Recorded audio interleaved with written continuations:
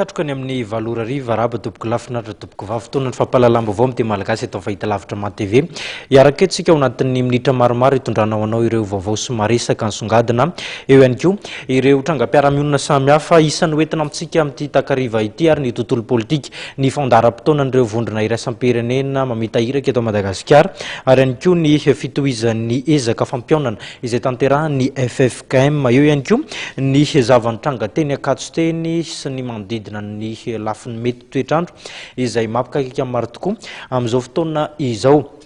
Ny tontolo politika aloha nisantarantsika ny fotoana amin'ity takariva ity feno dia feno tokoa ny fandaharam-potoanan'ny mpanelanelana iraisam-pirenena ny maraina teo satria dia ny tompon'andraikitra samihafa eto amin'ny firenena no nihaona tamin'izay JKM izay ny akon'izay ho tanteriny vola ravavy amin'ny sariny tsirako tarson.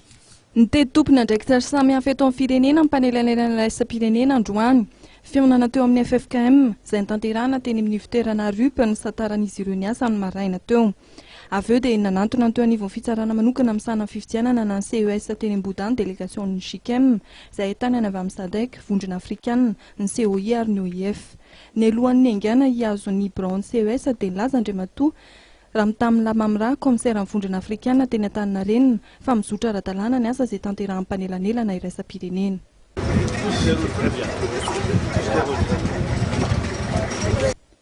Taorian'ny fihaonana tamin'ny kambana teo anivon'ny CES dia namonjy ny trano fonenan'ny filoha teo aloha Mirary Ratsiraka teny Ambohidraraba izy ireo. Naharitra ora roa ny fihaonana, tsy nanao fanambarana ny JKM taorian'ny fihaonana.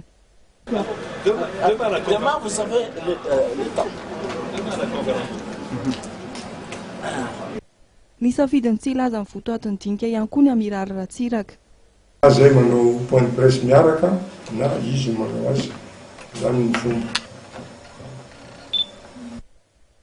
Anisany nametra-panontaniana ny Mirary hoe mbola kandida amin'ny fifidianana filoham-pirenena ve ny tenany.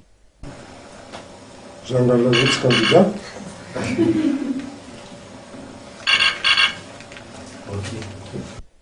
Arak'izay valiten'izay dia verina fa mandany fangatahan'ny vondrona iraisam-pirenena ny tokony ikisahana tsy handray anjara ny fifidianana filoham-pirenena ny filoha teo aloha ny Mirary Ratsiraka.